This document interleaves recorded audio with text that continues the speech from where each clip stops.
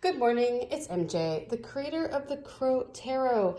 Thank you so much for joining me this beautiful Friday morning. It is July 19th, and this is a general reading for the collective using the Crow Tarot. And I hope everyone is having a wonderful, wonderful end of their week. Hope everything went well. I don't know about you guys, but man, Mercury retrograde has been messing with me big time. I mean, from like just the littlest things, like all of a sudden my keyboard decided not to work this morning and my mouse decided not to work, and an app that I use all the time on my phone decided that it just was going to freeze. And it's like all these things that you almost take for granted that they work, all of a sudden didn't work. And on top of it, which is totally not Mercury retrograded related at all, we have these little sugar ants like freaking everywhere.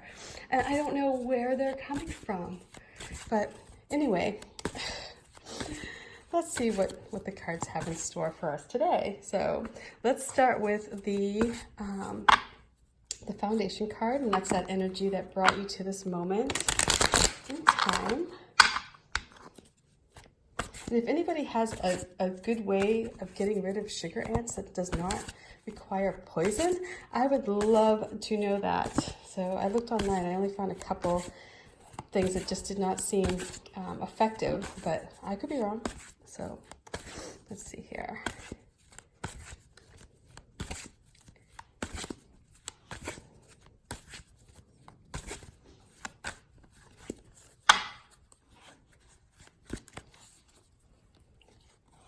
First card we have is that Eight of Pentacles that we saw earlier in the week.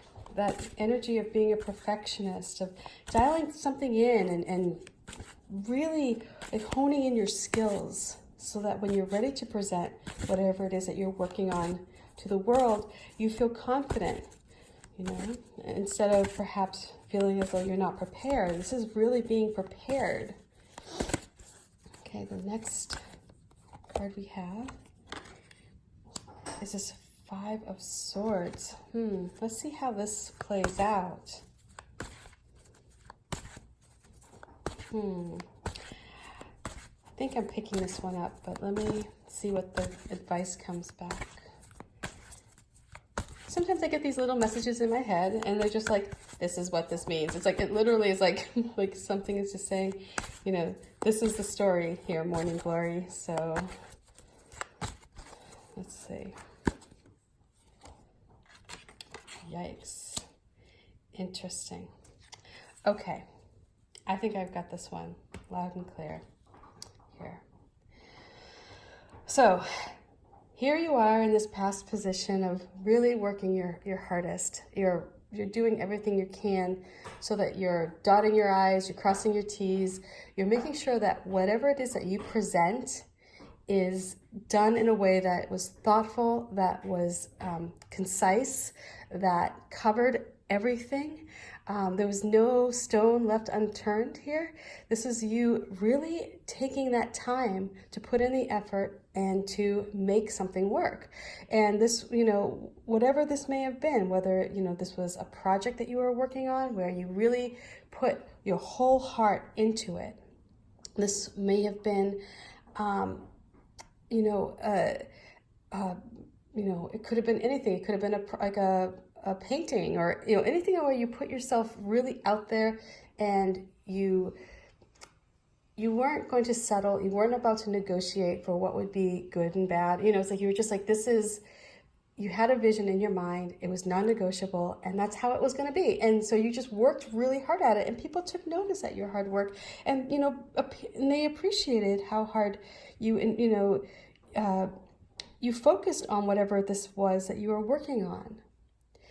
You may have been a bit hard on yourself, saying that, oh, maybe I don't deserve it, or maybe this isn't perfect enough to put out there.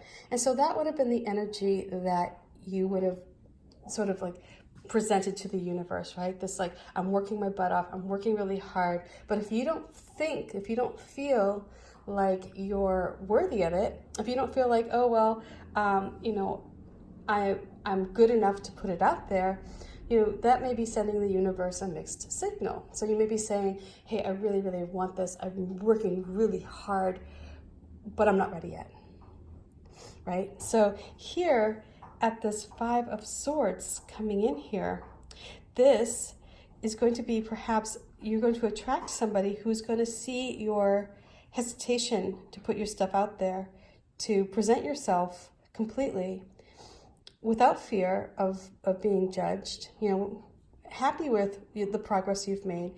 If somebody sees that you're hesitating, they may take that as a weakness, and they may use it as an opportunity to to take what you have worked on so hard on and use it to their advantage, or use your ideas or your whatever it is that you were working on. They may take that because they know that you don't believe that you're worthy enough of presenting it. So if you're at work and you have this brilliant idea about how to transform your company, and you're too afraid to to present it, somebody may take that idea as their own and say, well, you're not going to run with it, I'm going to run with it. And the problem with that is that person, whoever that person is, they're not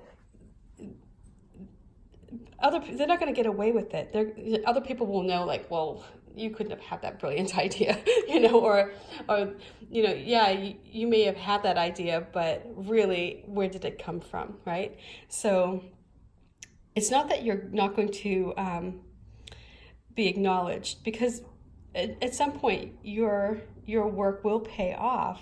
It will come back to you, but you may attract somebody who sees this hesitation or you stalling as a way to swoop in and perhaps pick up something that they feel that you're dropping. So if that's the case, you want to be cautious of people who you share your ideas with. You want to be cautious with people who you bring into your inner circle, as far as who you who you trust with your plans and your dreams and what you really work hard on. If there's somebody around you who is less than honorable, and you tell them your brilliant plan for how you're going to create a web store, or your this product that you want to make, or something, whatever it is, something that you really have been putting in the hours, burning the midnight oil on. If you tell this person, and you don't really know them very well, but they're kind of they may have a reputation for not being so trustworthy, they may pick up on the fact that you're not really ready to present yourself yet, and they may be like, well, I could do this too, and next thing you know, they bought your domain name, or they they go to the boss with that idea. So be on the lookout for somebody who may be doing that. And also check yourself here. Don't let perfection get in the way of good. If you're working your freaking butt off, that's your project. That's yours. That belongs to you. That's your heart. And what I'm getting here is, with this Three of Swords, is that if you, and this is the advice that's coming back, if you don't protect it from people who may be less than honorable, you may lose your dream.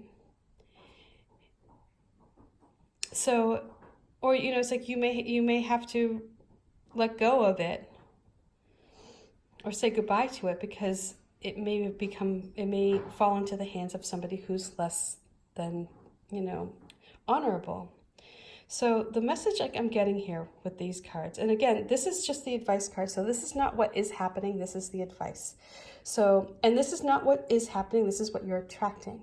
So this is where, you have to be on the lookout. This is where you have to protect whatever it is, your passion, from somebody who may be out there wanting to take it from you. This may be somebody who's just so ready to steal your thunder, right? Even though you've worked so hard. So be cautious. You know, again, if this is, you know, if this is like a plan that you've been working on, you know, behind the scenes, and you really have so much time and just effort invested in it, you know, like sweat equity. Again, be careful who you share ideas with. On the other end of this, right, is that they may not steal your idea, but they may come up with so many reasons why you shouldn't pursue it. And in a sense, they're stealing your idea, right? I mean, in a way, they're taking it from you, and they're tearing it up. So this person may not necessarily take your idea for themselves, but they may not want you to be successful either. They may not want you to stand up and be like, hey, I have the solution for this, and have you get the glory or get the spotlight. So this person may come around and say, you know what? Yeah, I don't think that boss is going to like the idea because, you know, X, Y, and Z. Or, you know what? They may say things to you, oh my God, in like such the passive aggressive way, you know, where they say, wow, it's really brave of you to put yourself out there. I don't think I could do that. I mean, you could possibly get fired, right? You know, like, you know, those kind of people, like they know they have an agenda, and they know that they don't want to be the person to say, oh no, you shouldn't do that because you may take the spotlight away from me. They're going to come up with clever ways to kind of keep you down, to keep you from presenting yourself at, you know, in your full light. They're going to try to keep you from reaching your potential by putting ideas into your head that may not be the best for you, right? So this is where you have to be on guard. And this is where, if this is the case, you may end up having to say goodbye to this person. You know, I'm sorry, not all things, like not all breakups are bad, especially if you're dealing with somebody who's holding you back. If it's somebody who is really just out for themselves. So, you know, that to me now that I'm hearing this in my head, it's like, that's like the vibe here. That's the message for today. It may be somebody who wants to take your idea, but really I think what it is, it's going to be somebody who's going to want to inflict you with their words in a way that will keep you from presenting the best work that you have, what you've been putting out into this world. They don't want you to shine. And so they're going to say things to you in a way that may come off as, maybe it may come off as friendly. It may come off as helpful advice. But what it really is their fear, their wanting to be in the spotlight, their desire, their ego, not really happy with somebody else stepping up and you know, perhaps taking control. And they're going to say things to you that may really cut you in a way that it will have you questioning whether or not all this work that you've put into is worth it. So the advice here these crows come back with is, if you listen to them, you may lose something that you love so deeply, and it's going to cause you a great amount of heartache. If you don't listen to them, you may also lose something that's very fine with losing. Thank you very much if it's somebody who isn't supportive. So anyway, I hope this reading makes sense. Much, much love to you. Bye. Peace for now.